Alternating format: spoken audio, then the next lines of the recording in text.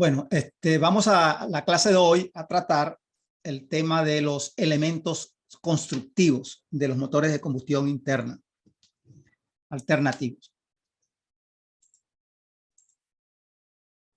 Lo que voy a hablar hoy es la parte interna de los componentes de un motor y de los sistemas que contribuyen a que el motor funcione. Los sistemas luego se tratarán aparte. Por ejemplo, yo hablaré sobre los sistemas nombraré un poco sobre, lo describiré, los sistemas de escape y admisión, sistema de lubricación, sistema de refrigeración, y esos temas luego van a ser tratados con un poco más de profundidad. Entonces, en cuanto a las características constructivas de los motores de combustión interna, es obvio que lo que yo les expliqué en la clase pasada, de que habían diferentes tipos de motores de acuerdo a los campos de aplicación, de acuerdo al tipo de combustión, al sistema de encendido, el sistema de refrigeración. Eso nos llevaría a la conclusión de que las características constructivas de los motores de combustión interna son diferentes debido a eso. Obviamente que si hay vamos a decir, desde el punto de vista mecánico, hay una estructura que siempre es la misma, que es la estructura que es el pistón, las bielas y el cigüeñal. Eso sí, siempre es igual. El uso de válvulas no siempre es igual, porque los motores de dos tiempos no lo llevan, o algunos no lo llevan, y el motor de 4 tiempos sí lo lleva.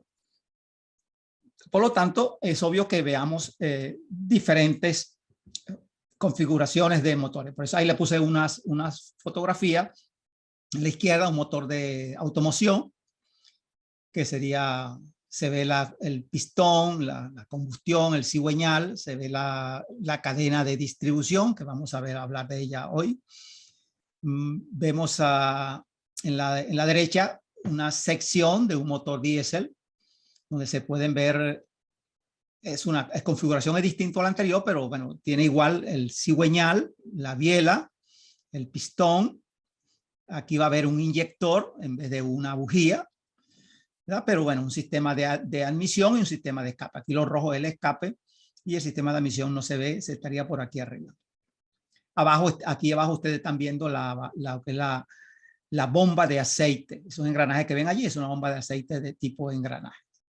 También le puse uno aquí, dos motores grandes, ¿no? El de la izquierda es un motor de barco o de generación de electricidad. A veces son el mismo motor, pero los fabricantes lo adaptan a cada uno para que vean las configuraciones. Los tubos de admisión, que serían estos que vemos por aquí por debajo. Y por el centro arriba estarían los tubos de escape, ¿no? Vean este volante que vemos aquí adelante. Vean una cosa importante en estos motores, que el cigüeñal, por supuesto, sale de este centro, hacia adentro va el eje cigüeñal, que vamos a hablar de él también. Y estos motores grandes tienen una serie de compuertas en los alrededores que sirven para meterse las personas adentro y cambiar los cojinetes, cambiar los componentes, revisar el estado o la presencia de falla. Y el de la derecha es un motor también grande, se utiliza en barcos. Tiene una configuración diferente a los anteriores, que es que tiene el eje cigüeñal aquí debajo y la biela termina en la mitad del motor, y de ahí para arriba hay un eje y el pistón está arriba. O sea que la biela no acopla directamente con el pistón, sino que acopla a través de una articulación, ¿verdad? Que se le llama, en Venezuela se le suele llamar zapata. Esa articulación sirve simplemente de unión. Eso es cuando el pistón tiene que estar muy alto, no puede haber una biela tan alta, porque como la biela se inclina, pegaría de los lados del motor. Entonces esa es la configuración. Entonces des en cuenta cómo hay diferentes configuraciones. Des en cuenta que este barco arriba tiene una pasarela para caminar sobre el barco, sobre el motor, ¿no? Imagínense el tamaño de una persona llegaría aquí, no llega ni al nivel del cigüeñal, ¿no? Son motores muy grandes. Muy bien, ahora sí le voy a poner ahora un video, ¿no? Para que lo vean los componentes, ¿no?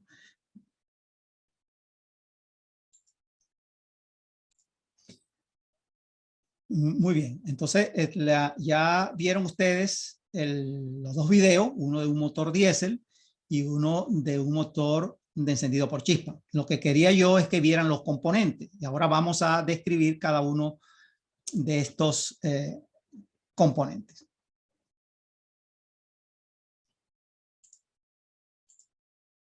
Y vamos a comenzar por el bloque del motor. El bloque del motor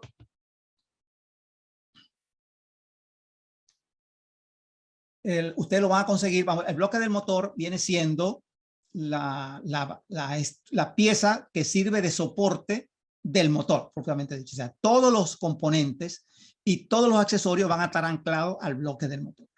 La configuración del bloque de motor va a depender del tamaño. Si es motor de 2 tiempos, si es motor de 4 tiempos, van a haber diferentes. Pero en términos generales es una pieza que es fabricada de fundición gris. O sea, se hace una fundición, ¿verdad? Y se saca de allí la pieza y todos los componentes, los cilindros que tiene, se mecanizan. Entonces, hay unas máquinas especiales que se colocan y se le da esa forma. Tiene que tener un acabado muy bien, tiene que estar muy bien cilindrado. Los diferentes huecos donde van a estar colocados las camisas o los cilindros. Internamente también se taladran porque tiene que haber un orificio para colocar el árbol de leva, si lleva árbol de leva en el bloque, a veces lo lleva arriba en la culata, y dentro de él hay una serie de orificios por donde van a circular refrigerante, donde va a circular aceite, donde va a circular aceite y aire también puede circular. Tiene que perforarse y hacérsele rosca donde van a colocar todos los tornillos para sujetar la culata, para sujetar el cigüeñal, todos los componentes. Le decía, en cuanto al material, se usa de fundición gris en los motores grandes, pero los motores de automoción son de aluminio. Ya motores de aluminio por razones de peso. Y cada vez el aluminio ha ido mejorando en resistencia y se ha ido sustituyendo incluso en motores grandes también el bloque del motor. Pero nuevamente en los motores pequeños se usan de aluminio. Aunque en los motores grandes es muy difícil que se haga de aluminio, se usan de fundición gris. Entonces, eso lo van a conseguir ustedes, esos dos materiales fundamentalmente. Vamos ahora al hueco, ¿no? Que son los cilindros. Entonces, el cilindro es la cavidad, ¿verdad?, donde se va a mover el pistón. Aquí estoy viendo un bloque desde la parte de arriba y se le ve el cilindro y ahí de la derecha ustedes están viendo el pistón. Y en los otros dos no hay pistón, simplemente se ve al final allá el cigüeñal. Este tipo de bloque no usa un cilindro adicional que es lo que llamamos camisa, sino que la misma camisa, o sea, el mismo cilindro forma parte del bloque. El bloque se mecaniza, ¿no? Como el caso anterior, como el que estamos viendo aquí arriba a la izquierda, ahí vemos los 4 cilindros y eso simplemente forma parte del cilindro. Ahí se meten los pistones y ya. Pero usted va a conseguir en los motores de automoción casi siempre esto. Algún caso puede ser que no, pero en los motores de automoción seguro. En los diésel van a venir con camisa y todos los motores grandes van a venir por camisa. La pregunta obvia de ustedes es ¿por qué? Bueno, porque si el cilindro forma parte del bloque y el cilindro se daña, hay que cambiar el bloque. Entonces eso solo puede ser económicamente rentable en motores de bloques pequeños, 4 cilindros, 6 cilindros, motores de automoción. Pero en motores grandes, un motor diésel, un motor de barco, un motor de generación, oye, no voy a cambiar cilindro porque se me daña un cilindro, porque falló el sistema de lubricación, se me dañó un cilindro y yo tengo que cambiar el motor prácticamente completo. Eso no es económicamente rentable. Entonces, en esos casos, el cilindro se puede cambiar. O sea, se le mete un cilindro ahí encima de que es lo que vamos a ver ahora. Se le coloca una camisa. Aquí el de la izquierda estarían viendo una camisa que llaman la camisa seca y el de la derecha unas camisas húmedas. Húmeda quiere decir de que el refrigerante moja la camisa, o sea, hace contacto, y el de la izquierda, el refrigerante, no forma parte de la camisa. O sea, la camisa entra pegada del cilindro del bloque y queda sujetada. Ustedes lo van a ver mucho en el caso de reparación de algunos motores de automoción, cuando ya tienen mucho desgaste y no pueden rectificar vanos, no pueden ampliar más el diámetro, entonces simplemente las reparadoras de este tipo de bloques le dicen que vamos a meterle una camisa. Entonces ahí las camisas las venden, las fabrican y rellenan lo que se ha comido. O sea, se hace un cilindro que queda en contacto con el bloque, mientras que la de los motores grandes, no, esa es una pieza que se saca como ustedes la ven aquí debajo. Aquí debajo donde dice camisa húmeda, ahí vemos una camisa cilíndrica esa que se cambia. Y tiene que tener, por supuesto, que si la vas a cambiar, tiene que tener sellos. Tienen unos jorrines aquí debajo y aquí arriba, para que cuando se meta dentro del bloque, ella selle, porque va a haber refrigerante alrededor de ella. De igual manera, en el caso de la camisa seca, no, ella no hace falta eso porque ese es un cilindro macizo que se mete y hace contacto. Entonces, el trabajo tienen que hacerlo muy bien para que quede bien, no quede con holgura, porque entonces, por supuesto, va a haber fallas de lubricación o de cualquier otro aspecto, refrigeración o desgaste. Los materiales que usted va a conseguir con las camisas es más o menos los mismos que dije para el caso de los cilindros, solamente fundición gris. Y algunas camisas se le hacen de aceros forjados a base de aleaciones de níquel y cromo, ¿no? Para darle más endurecimiento a estas piezas. Dense cuenta que la camisa comparada con los anillos, que vamos a hablar más adelante, la camisa nuevamente es más dura que el anillo, porque lo que se busca es que se dañe el anillo primero por desgaste antes que la camisa. Entonces, el otro componente de estos tres componentes de la estructura del motor, lo que viene siendo el bloque, lo que viene siendo la camisa y ahora el cárter. Ya vimos en el video anterior lo que es el cárter. El cárter viene siendo entonces la parte inferior donde se va a colocar el aceite.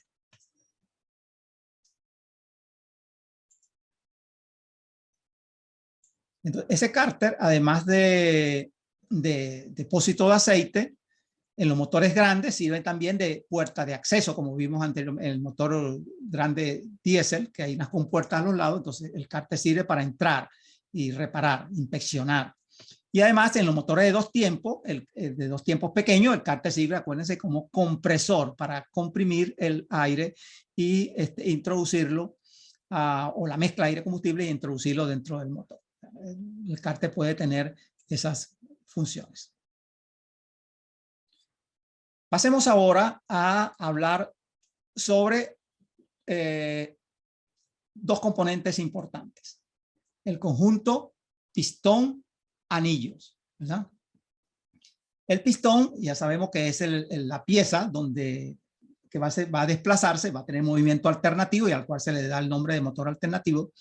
Esta pieza normalmente es de aluminio, aunque inicialmente se usaban de fundición también, ¿no? Pero ya se utiliza cada vez menos porque se buscan materiales más livianos.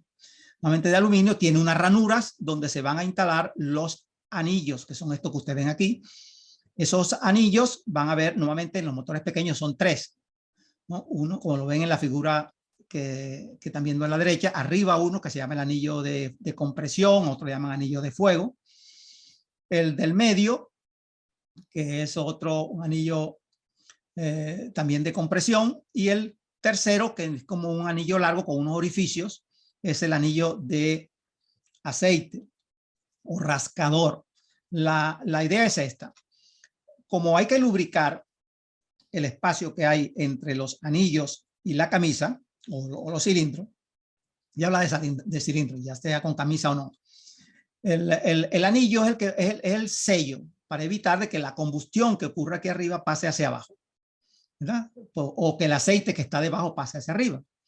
Entonces, cuando el pistón sube al punto muerto superior, la camisa por dentro, todo el cilindro por dentro se llena en aceite debido a las salpicaduras que tiene el cigüeñal que está moviéndose allí. Pero cuando baja, no debe quedar aceite porque si no se quemaría.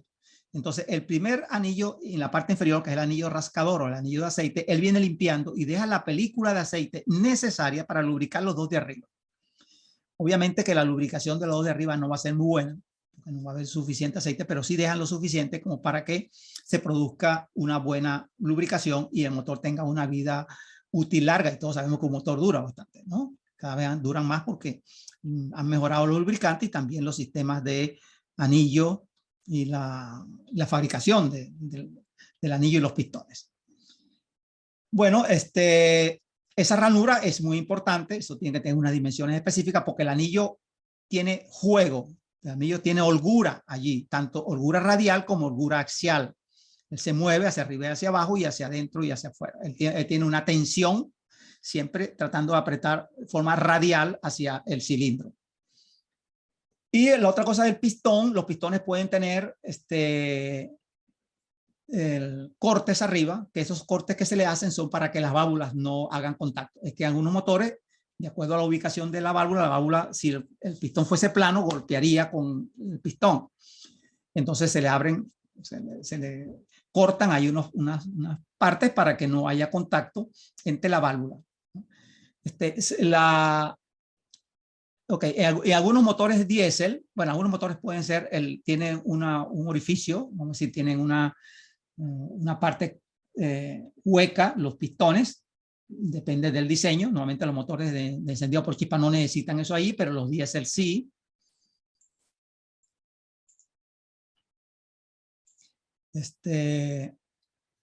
Bueno, aquí tenemos las funciones.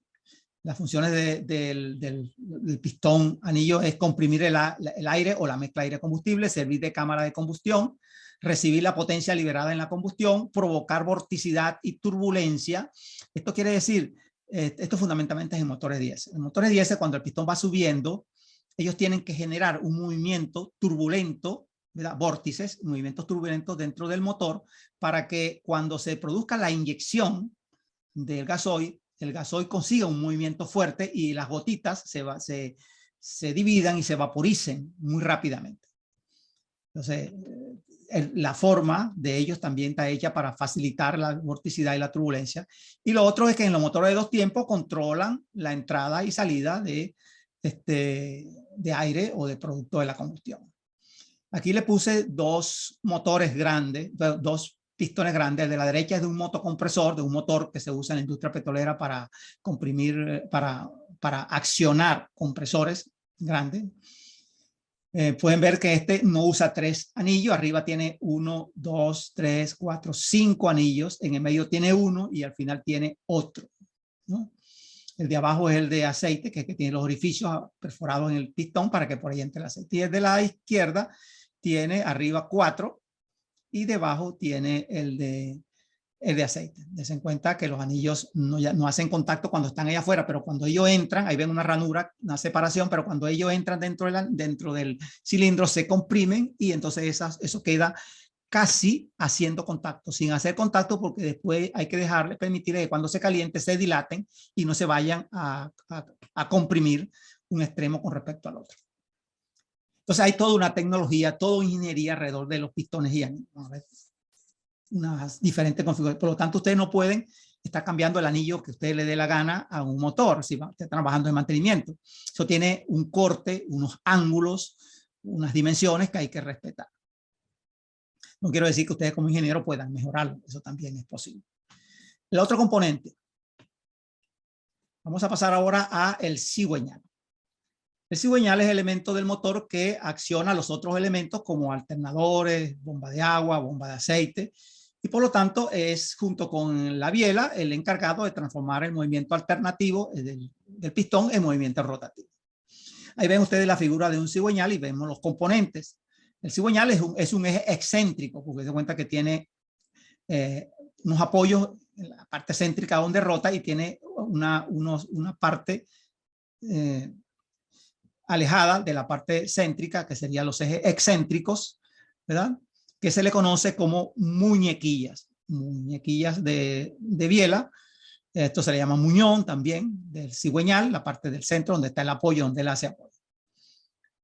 El cigüeñal tiene unos contrapesos del lado donde está la muñequilla de las bielas. Del otro lado hay que poner unos pesos adicionales para compensar, ¿no?, el desbalance de masa. Como hay una masa separada a una cierta distancia, entonces se colocan unos contrapesos para que el cigüeñal, cuando no tiene nada, no tiene biela, nada colocada, y ustedes lo colocan en forma vertical, él debe tener una posición indiferente, o sea, no, en cualquier posición no debe de moverse. No debe haber masas desbalanceadas. El otro elemento que tiene es este que vemos aquí al final, ¿no? Que es el volante.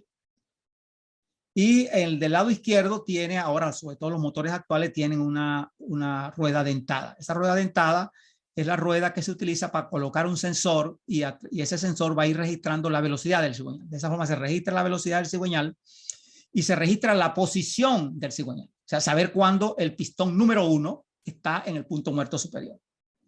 Y entonces, de esa forma, entonces ya utilizo lo que yo le expliqué a ustedes, el orden de encendido. La computadora, a partir de esa señal, puede saber a dónde tiene que mandar a que salte la chispa o que se produzca la inyección.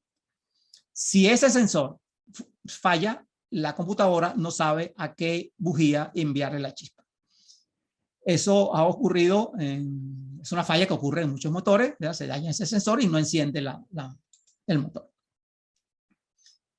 Entonces, aquí vemos una foto de diferentes pistones, sus componentes.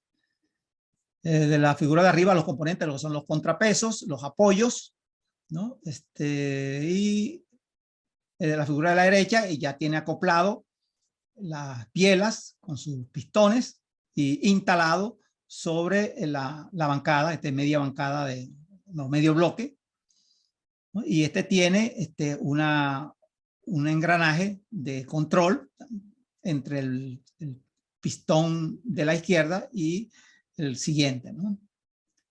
Bueno, y abajo vemos otra figura también de un cigüeñal con su biela y su engranaje de control. Por un lado, el pistón tiene que tener, el cigüeñal tiene que tener el disco que viene siendo el volante de inercia. Ese volante de inercia es fundamental, ahí lo vemos en una figura de un motor grande, y la función de ese volante de inercia es almacenar la energía que hacen falta para que el motor gire cuando no hay combustión. Cuando no hay combustión, en un motor de un cilindro, que es donde se ve más obvio, cuando se produce la combustión, él está girando, pero en las otras 3 carreras, donde no hay combustión, el motor de encendido por chispa, el motor de 4 tiempos, entonces él es el que tiene la energía para comprimir, para escapar, ¿no? Sirve de acople entre el motor de arranque, como les mostré, vieron en el video, hay un motor de arranque que va a acoplar en esta cremallera y le va a dar el encendido inicial, los que usan motor de arranque, porque acuérdense que también les comenté que hay motores grandes que el arranque no se hace por motor eléctrico, sino que se inyecta dentro del cilindro aire para generarle movimiento al pistón.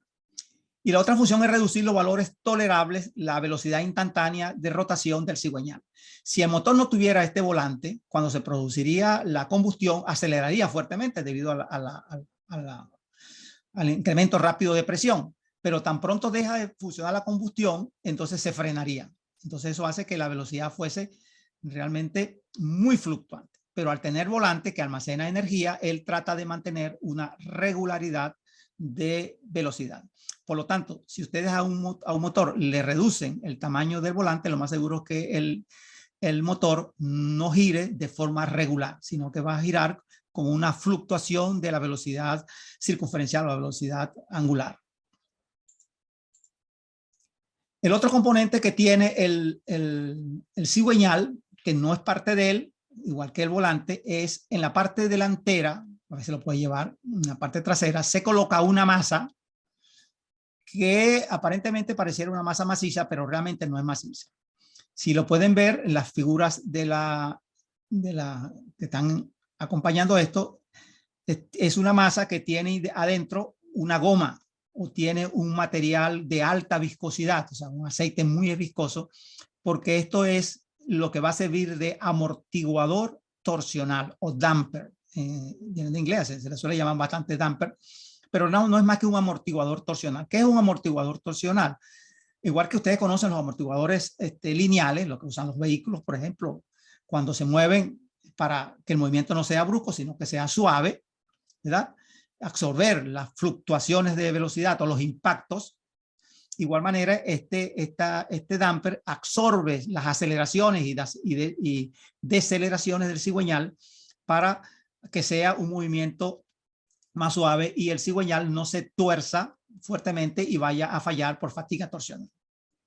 Si ustedes eliminan o el damper se daña, el cigüeñal lo más seguro es que se parta. Va a fallar por fatiga torsional.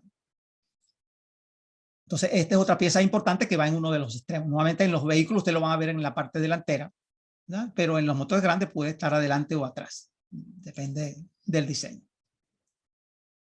El otro componente que ya forma parte de todo esto y ya hemos hablado bastante es la biela. La biela es una pieza muy robusta y ya sabemos que es la pieza que une el pistón con el cigüeñal, ¿no? Tiene normalmente se hacen de hierro forjado, los motores grandes, y de aluminio en los motores más pequeños. Van a ver diferentes materiales. En cuanto a la terminología, la parte pequeña donde se acopla la biela al pistón se le llama pie de biela, y la parte donde se acopla la biela al cigüeñal se llama cabeza de biela. Y la pieza que lo une sería el cuerpo de la biela, ¿no? Ya saben que la biela se une al cigüeñal a través de unos cojinetes, y en la parte superior se une al pistón a través de un pasador. Usa ahí un cojinete cilíndrico, o se le suele llamar buje, ¿no? No es partido como el de la parte inferior, que vamos a ver más adelante. Los cojinetes. Los cojinetes son las piezas que van a servir de movimiento, ¿verdad? De contacto de movimiento en el cigüeñal o arriba en el pistón y biela, o en todos los movimientos, las piezas que rotan, como las piezas que rotan, por ejemplo, el árbol de leva que rota necesita unos cojinetes. Algún eje arriba que esté moviendo sirva de apoyo para los balancines que van a abrir las válvulas, que les voy a explicar más adelante, también necesitan cojinetes. Pero bueno, siempre explicamos los cojinetes con los cojinetes de bancada, los cojinetes que soportan el cigüeñal, y los cojinetes de biela. Ahí lo ven en la figura de la izquierda, ven dónde están ubicados con respecto a la biela. Están entre la biela y el cigüeñal, o entre el cigüeñal y el bloque, ¿no? Es lo que se llaman los cojinetes de bancada. Y aquí en la figura de la derecha vemos los cojinetes que vienen en dos partes, vienen en dos piezas, ¿verdad? Dos piezas que se unen y forman el cilindro. Hay unos que forman un cilindro, y hay unos que tienen una cara exterior. Estos que tienen esta cara exterior, que ustedes ven ahí, que se ven como unas rayitas, esos son los cojinetes axiales. Eso se coloca en uno de los extremos del bloque para absorber los roces o las fuerzas o las presiones axiales del eje de cigüeñal. El cigüeñal, además de recibir carga radial, él tiende a moverse hacia adelante y hacia atrás, y tiene que haber un cojinete que soporte y reduzca, por supuesto, la fricción en esa dirección. Estos son los cojinetes radiales. En cuanto a los materiales de estas piezas, normalmente son en la parte exterior, ¿no? En la figura de la derecha ven uno instalado. En la parte exterior es de acero, ¿no? Se pueden ver en la figura de la izquierda, en la línea, en la parte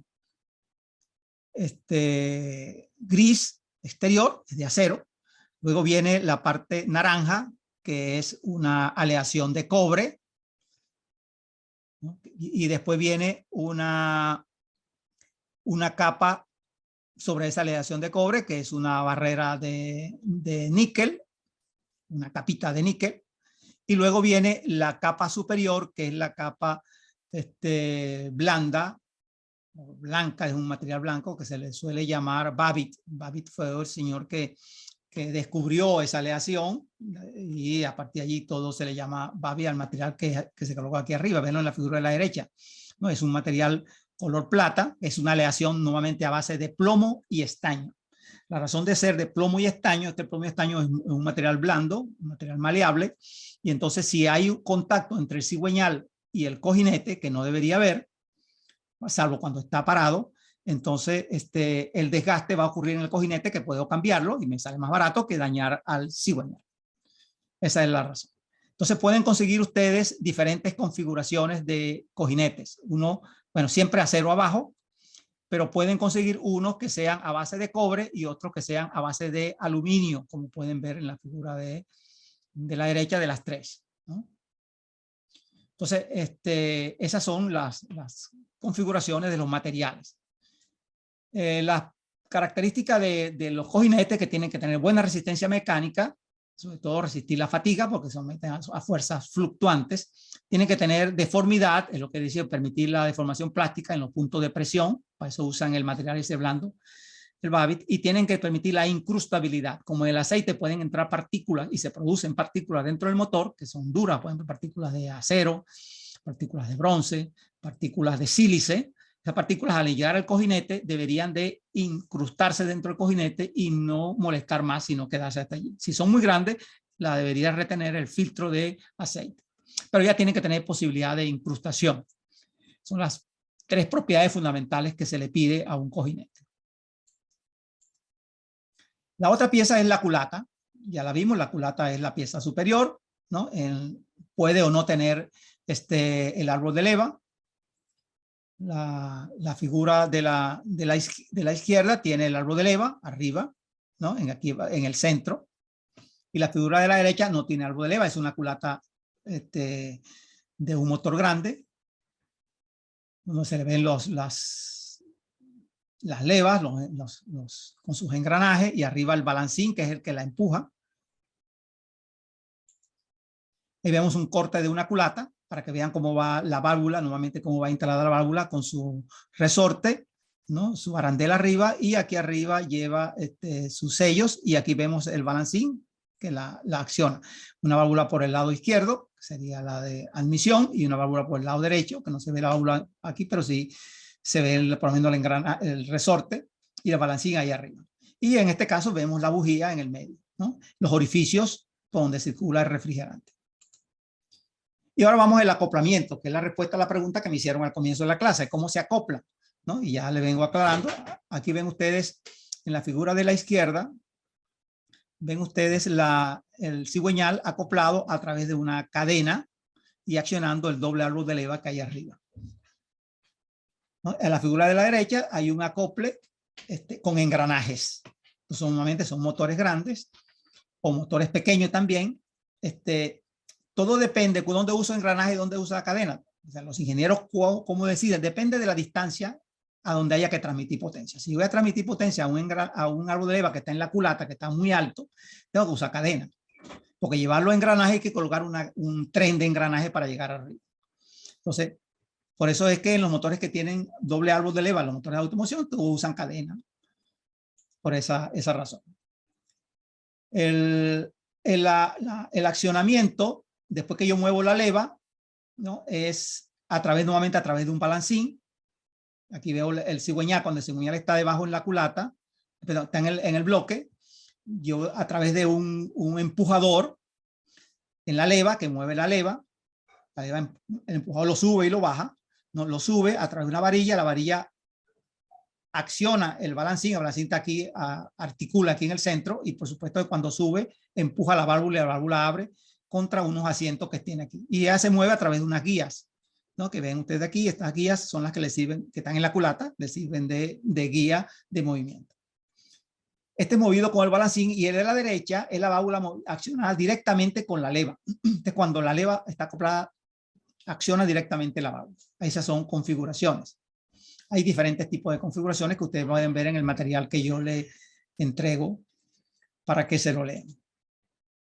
Aquí el árbol de leva, y aquí el árbol de leva siempre tiene que tener un engranaje, ¿no? Para acoplarse al cigüeñal.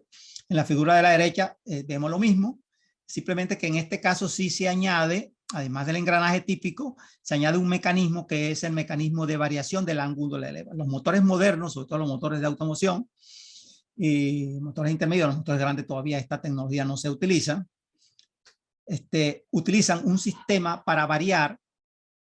Acuérdense que vamos a regresar a la figura anterior. En la figura anterior, aquí ustedes están viendo, en la figura de la izquierda, que hay el de la izquierda, hay un engranaje único, ¿verdad? Y el engranaje de la derecha es un engranaje, pero además tiene como una pieza cilíndrica ahí. Esa pieza cilíndrica hace que el acople del engranaje no es directo con el cigüeñal. Hay una cosa que, vamos a decir, que tiene movimiento relativo torsional, que hace de que el movimiento de la leva lo puedo adelantar o atrasar con respecto al cigüeñal. Con eso yo logro mejorar la eficiencia del llenado del motor, o sea, aumentar que entre más aire en función de las RPM del motor. Esos tienen varios nombres por allí, ¿no? Lo traen los diferentes motores, lo más costoso por supuesto, para optimizar la eficiencia volumétrica del motor. En este caso, el engranaje pequeño que está a la izquierda no es un engranaje de leva, si ustedes se dan cuenta por aquí. Bueno, sí es un engranaje de leva. Pensaba que no es de leva. Este engranaje de leva se acopla directamente. No tiene el sistema de avance del encendido. Entonces pueden conseguirse uno así como el de la izquierda o uno como el de la derecha.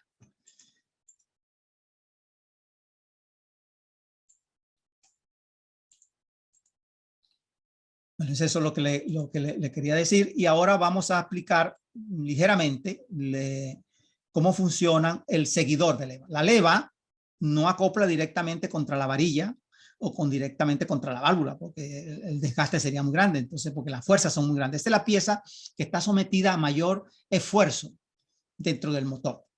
El contacto de la biela con el cilindro que sirve de guía, ¿verdad? Aquí ya está simplificado. Aquí lo vemos en la figura ABC, ustedes están viendo la leva acoplando contra ese cilindro. Entonces le suele llamar seguidor de leva, taqués, se le llama en España, y en Venezuela lo llaman taquete. ¿No? Dice el motor taquete, el taquete le suena, viene de la palabra taqués, que se usa en España. Bueno, la idea es cómo funciona esto. Esto hay dos tipos de seguidores. Los que se usaban anteriormente y todavía se usan en algunos motores grandes son mecánicos, o sea, simplemente un cilindro, ¿no? Un cilindro que sirve simplemente para aumentar el área de contacto. Ese es el mecánico.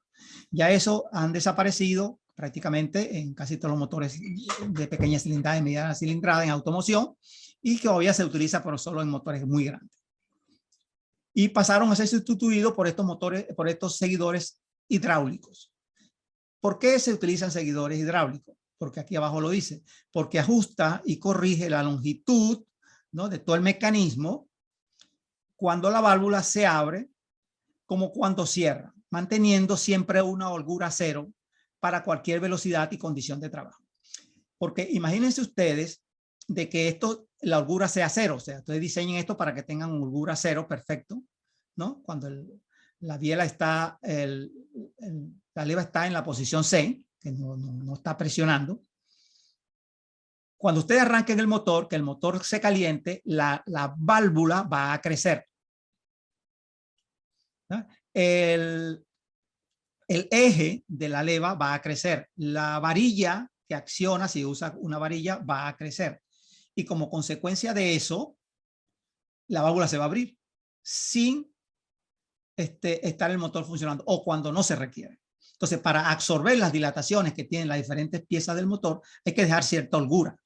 Esa holgura antes sonaba, el vehículo taca, taca, taca, tenía un sonido característico, que también ocurre cuando ya se dañan los seguidores estos, o los taqués estos. Pero en los motores modernos, usted pasa a un vehículo nuevo ahorita y eso no se oye absolutamente nada. ¿Por qué? Porque hay un sistema hidráulico, un mecanismo hidráulico que mantiene, cuando el motor está frío, él alarga. Esto tiene dos cilindros, el cilindro exterior y un cilindro interior, un pistoncito interior, y cuando el motor está frío, él se alarga o baja el de adentro, y cuando el motor está caliente, entonces él cierra. Y lo que hace es expulsar aceite, como ustedes ven en esa flecha que está allí. Esa flecha hace que cuando hay presión de abajo hacia arriba, saca algo de aceite, ¿verdad? Hay una válvula aquí que controla la cantidad de aceite, y cuando no hay presión, que él viene hacia abajo, entonces la presión que trae el aceite de afuera, de estos conductos, hace que la valvulita abra, es una bolita que está ahí, abra y rellene la holgura que deja aquí en la parte amarilla, deja que entre el aceite vuelva a llenar, no, elimina la holgura, y cuando vuelve otra vez a incrementar la presión, porque la leva está empujando, entonces cierra la válvula y entonces se hace el proceso. Esto lo estudian con un detalle, ¿no? Si quieren ustedes conocer bien cómo funciona esta parte, a mí lo que me interesa es que ustedes sepan que existen sistemas mecánicos y sistemas hidráulicos. Los sistemas mecánicos hay que dejar siempre cierta holgura para efecto de la dilatación térmica. Los hidráulicos, ellos automáticamente regulan la holgura. Y cuando suena es porque ya está dañado. Ahí por allí, ustedes que están en Venezuela, hay técnicas para reparar estos aparatos, porque normalmente ellos se dañan es cuando se ensucia, ¿no? Y entonces no deja que pase el aceite y regrese. Pues se limpian y se pueden reparar. Si no es muy costoso, es preferible cambiarlo por uno nuevo, porque siempre puede ocurrir desgaste en la valvulita, que es una bolita que lleva allí. Entonces, en resumen, ellas tienen una cámara de presión. Este es un pistón que está aquí. En la parte de abajo hay una cámara de presión, en la parte de arriba hay una cámara de baja presión y afuera está el aceite que va a entrar o salir a esa cámara para mantener siempre lleno las dos cámaras y no haya holgura dentro del mecanismo. Cuando hablo de mecanismo me refiero a lo siguiente. Cuando el mecanismo que ustedes ven aquí, por ejemplo, este de la izquierda, este sería el taqués, lo que llamamos aquí el empujador. Entonces la idea es que no haya holgura en todo este sistema, porque si hay holgura, como se marca aquí, el juego del taqués, eso va a golpear cada vez que el balancito toque, va a ir un golpe allí, ¿no? Y entonces ese golpe no es aceptable en motores de automoción. En motores industriales, como eso hace ruido de por sí, no se oye el ruido del taqués. Entonces ahí se puede instalar. Muy bien. Aquí vemos algunas características de los dos taqués, el mecánico, ¿no? Que es este que vemos aquí arriba, ya le he aplicado simplemente un cilindro, y el hidráulico que es que está debajo.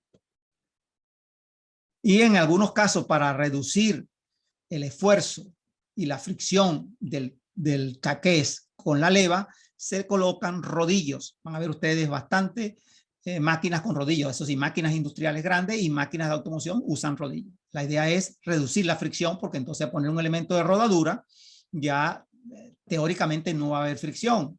Lo que va a haber es rodadura. Sí hay algo de fricción, pero eso reduce las piezas. Reduce el desgaste y aumenta la vida útil. El otro componente es la válvula, ¿no? Y la válvula, bueno, ya la hemos visto. La válvula es una pieza que tiene en la parte de abajo la cabeza de la válvula y arriba tiene el pie de válvula. Tiene unas dimensiones específicas y tiene un ángulo de asiento definido. Tiene una longitud definida y bueno, y lo que hay que garantizar que tenga. La válvula se enfría por diferentes mecanismos. El mecanismo de la derecha y el mecanismo que vemos aquí, vemos aquí al lado de esta, que es la válvula de sodio. Van a ver algunos motores diésel que ella adentro es hueca y adentro tiene el sodio. El sodio a la temperatura ambiente es sólido, pero cuando se calienta el motor, el sólido allá a 97 o a 100 grados centígrados, él se transforma en líquido. Entonces al estar líquido, el sodio es un metal, ¿no? Entonces va a absorber calor en la parte de abajo, de la parte de la cabeza de la biela, y va a subirlo hacia arriba, va a transferir calor. ¿Cómo se enfría la válvula? La válvula, sobre todo la válvula de escape, que es la que va a estar muy caliente, ¿cómo es que no se quema? Si las temperaturas ahí pueden ser temperaturas muy altas. Aquí vemos los mecanismos de transferencia de calor. La válvula transfiere el 76% del calor, lo transfiere en el asiento cuando hace contacto la cabeza de la válvula. Eso lo hace en un corto tiempo, el tiempo que está la válvula cerrada. De las 4, en el motor de 4 tiempos, de las 4 carreras, la válvula está cerrada en una. Pero está cerrada en 3 y abierta en una. Cuando en la escape, cuando escapa, en las otras siempre está cerrada y en ese proceso está enfriándose. El 76% ocurre en el contacto aquí del asiento y el 24% ocurre a través de la guía. A través de la guía hacia el sistema de refrigeración. Es como expulsa el calor. Y en cuanto a cómo recibe el calor, por transferencia de calor a través de la cabeza recibe el 70% y el 30% lo recibe cuando los gases de escape pasan a través del cuello de la válvula. O sea, ellos circulan la válvula y entonces ellos calientan esa parte. Para que tengan una idea. En el material que yo le entrego hago un análisis de factores que van a influir, por ejemplo, la holgura, ¿no?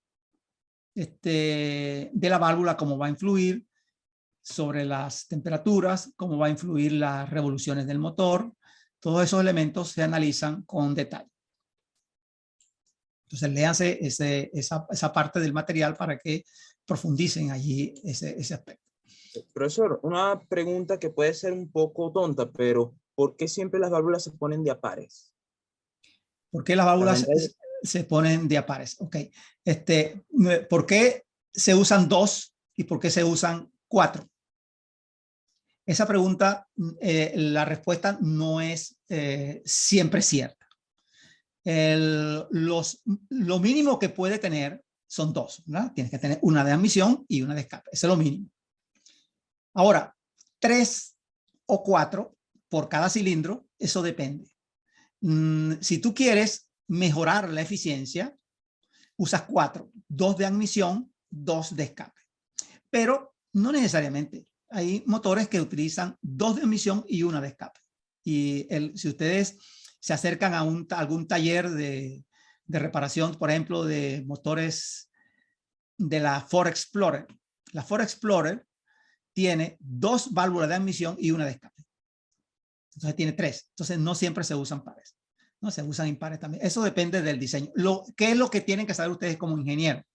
Como ingeniero lo que necesitamos es que la válvula permita la mayor cantidad de entrada de aire. Acuérdense que lo que se busca aquí es admitir. Entonces, si voy a poner 3, 2 van a ser de admisión y 1 de escape. Pero como yo meto mucho aire, también tengo que escapar rápido, porque si no también se me obstruye un poco. Entonces puedo poner 1 de escape más. Entonces los ingenieros obviamente tratan de ahorrar material, tratan de optimizar la eficiencia volumétrica y han ido a esas alternativas.